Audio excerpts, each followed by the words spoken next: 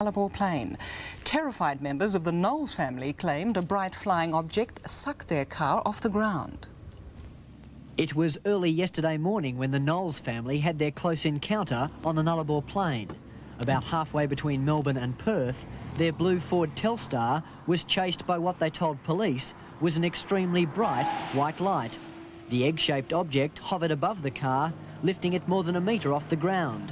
Police at Ceduna in South Australia were today at a loss to explain the sighting. The sun. Samples of ash taken from the Knowles car have been sent to police forensic scientists for study. So far, the results of those tests are unknown. Tony Coughlin, Eyewitness News. A head mash and a lead. Bizarre kind. A Perth family claims it's been confronted by a UFO while crossing the Nullarbor. Their stories being backed by other motorists, and the crew of 2 South Australian fishing boats have also reported being buzzed by a UFO. Faye Knowles and her 3 sons claim an orange blob picked their car up off the highway. They fled in terror into the scrub until the object disappeared. For the Knowles family, it was to have been a routine drive across the Nullarbor. That all changed as the family approached the town of Mundrabilla on the air highway. They claim that's when they had their unexpected and terrifying encounter with the unknown. The car was shaking. I went down the window and I said, it's on top of the roof. And all this, I don't know what it was, it all come inside the car like smoke. We thought we were all dead. And I went down my window, and Mum said, there's something on the roof. And I said, no, come off it, you know, you've got to be joking. And she went down her window, and she put her hand on the roof, and she goes, my God. She goes, what is it? And no, I swear to God, I'm not lying. I swear to God, I opened up my window, and the car started going out of control. And all this smoke, and it was like smoke. I'm not lying. It was like smoke. And gases all started coming to the car. And me and my brother started to go crazy, you know. I thought I was going in my head. Felt like my brain was getting sucked out. Another motorist and a truck driver also witnessed the incident. They confirm the Knowles family story. Police are investigating the claim. They say the car did have dents on the roof and an ash substance inside. Late today, the Knowles family returned to the scene of their experience for the last time. And you won't travel that stretch of road again? No way. You don't even wish to travel in your own car? No. Rod Stephen, 7 News. It was not a star, but could not identify what it was. Later, inland at Mundrabilla Roadhouse, near the West Australian-South Australian border, a truck driver reported that he had also seen an incredible light in the sky.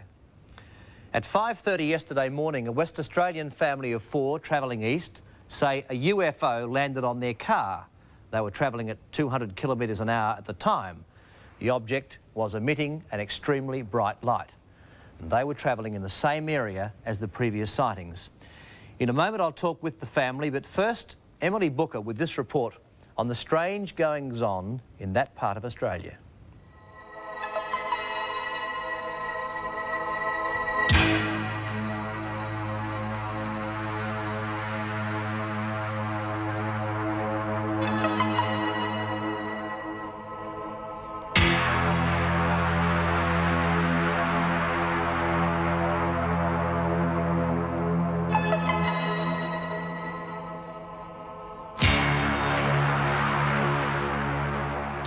History is dotted with strange lights and reported visits to Earth of UFOs.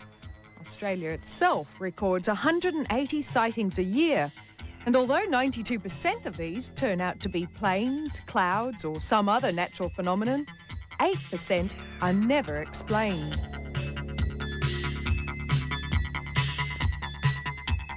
And it is the skies to the west and south of this vast continent which have played host most frequently to the suspected flying saucers. What was your reaction when you saw the lights for the first time?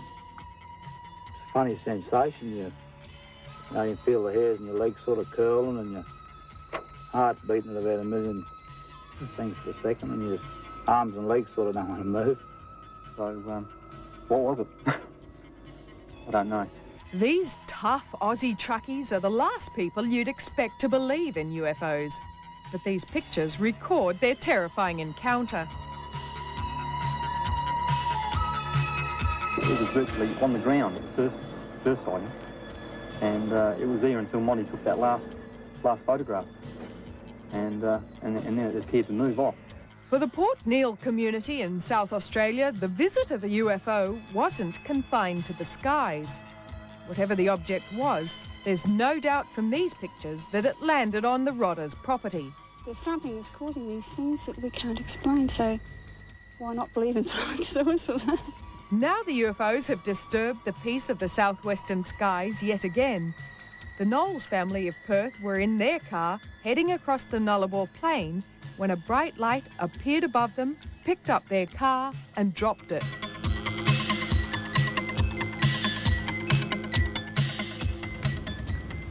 Well, to the Knowles family in Adelaide, thanks for joining us. And 36 hours now after the event, do any of you have any doubts as to what happened?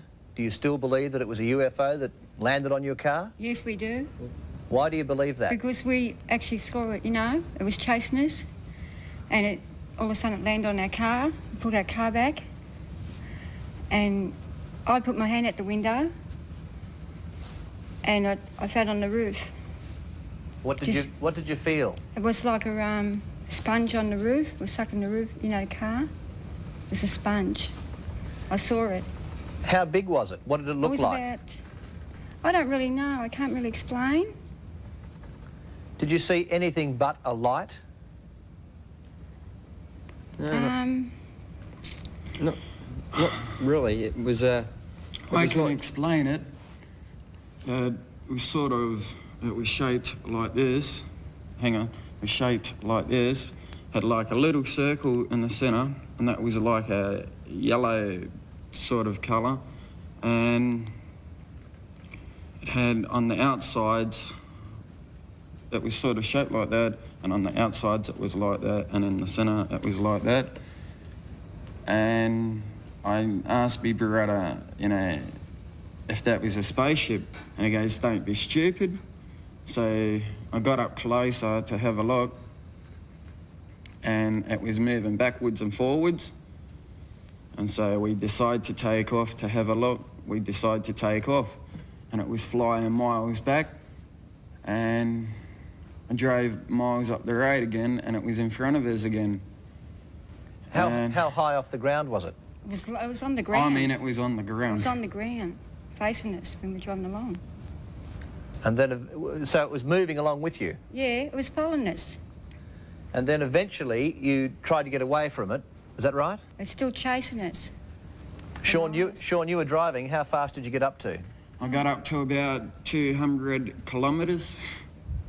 That's very fast. Have you driven that fast before? No, I haven't. And your car is capable of doing 200 kilometres an hour? Yeah. And at what stage did the object land on your roof? Oh. How fast were you going at the time? I was doing about 200. I got a blowout, and once the car stopped, I blinked out, and I don't know what happened after that. It was definitely on the roof. How do we know you're telling the truth? Oh, there was even witnesses. But a lot of people think that you are making it up. Do you realise that? That's not true. No way. When it landed on the car, what happened? We were screaming and yelling. And as soon as it landed on the car, that's when my tyre blew out. Smoke started coming in the car. Smoke started to come in the car. Probably like onions. And that's when I just blanked out. There was one report that your voices changed, is that correct? Yes, they did. They did. In what way?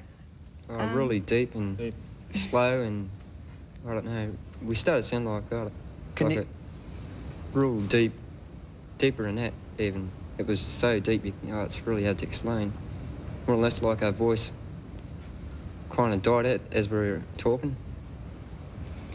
If a car has a blowout at 200 kilometres an hour, there is a danger, isn't it, that it will overturn. How come you didn't? There was a weight on the roof, and explain that. Was the car on the road at all times, or was it lifted off, as has been reported? We don't really know, but we think it has been lifted off the road. How long did it... how long was it with you, this object? For about 5 or 10 minutes, we think. Were there any sounds or smells? Yes, there was. There was a sound, And it sounded like a humming sound. It sounded like boom, boom, boom. And when it was on the roof, I wound down my window and all this smoke started coming. It was like a greyish black mist. And that's when our voices started to change. All of us, our voices just went really deep and strange. And we felt like we were dying. And the brake, my brother chucked the brakes on the car and this thing just shot off. And as it shot off, we just hid out in the bushes, got out the car, hid out in the bushes, waited for about 10-15 minutes. Went over back to the car, took the wheel off, chucked that in the boot, got the spare wheel out, put that on, and we just let down Jack. We didn't worry about Jack, we just chucked the Jack in the bushes, and we just shut off. And then it started to follow us again. And it started to come by then it was starting to get daylight, and it just seemed to lose us for some reason. We turned the headlights off and that's when it lost us. Patrick, had any of you been drinking? No way, no. Were you tired? I was a bit tired, yeah, but not tired enough to see a thing like that. And how scared were you, Patrick? Oh, really scared. Terrified. Scared as I've ever been. Well, what was your feelings? What were you feeling at the time when this was all happening? We're going to die. That's what I felt like. We just made us feel like we're dying. Have you had any unusual feelings since it happened? Oh, a bit sick or I won't turn the lights off at night. I'm too scared to go to sleep. Any other feelings? What about you, Wayne? How do you feel about it all? Pretty scary, mate. What was the worst part of it for you?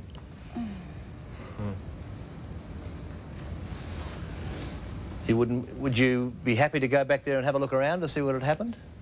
Not really, I want to go back.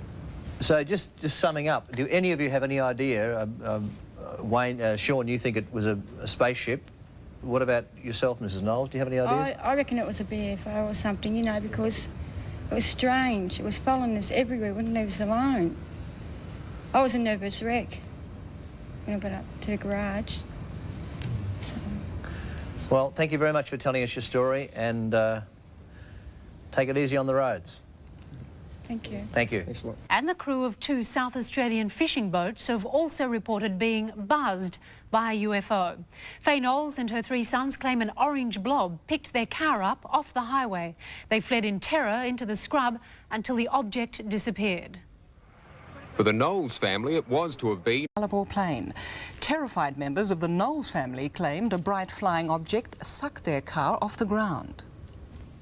It was early yesterday morning when the Knowles family had their close encounter on the Nullarbor Plain. About halfway between Melbourne and Perth, their blue Ford Telstar was forensic scientists for study. So far, the results of those tests are unknown. Tony Coughlin, Eyewitness News. A head mash and lead. Bizarre kind. A Perth family claims it's been confronted by a UFO while crossing the Nullarbor. Their story's been backed by other motorists. a routine drive across the Nullarbor. That all changed as the family approached the town of Mundrabilla on the air highway. They claim that's when they had their unexpected and terrifying encounter with the unknown. The car was shaking. I went down a window and I said it's on top of the roof. Chased by what they told police was an extremely bright white light. The egg-shaped object hovered above the car, lifting it more than a metre off the ground. Police at Ceduna in South Australia were today at a loss to explain the sighting. The sun. Samples of ash taken from the Knowles car have been sent to police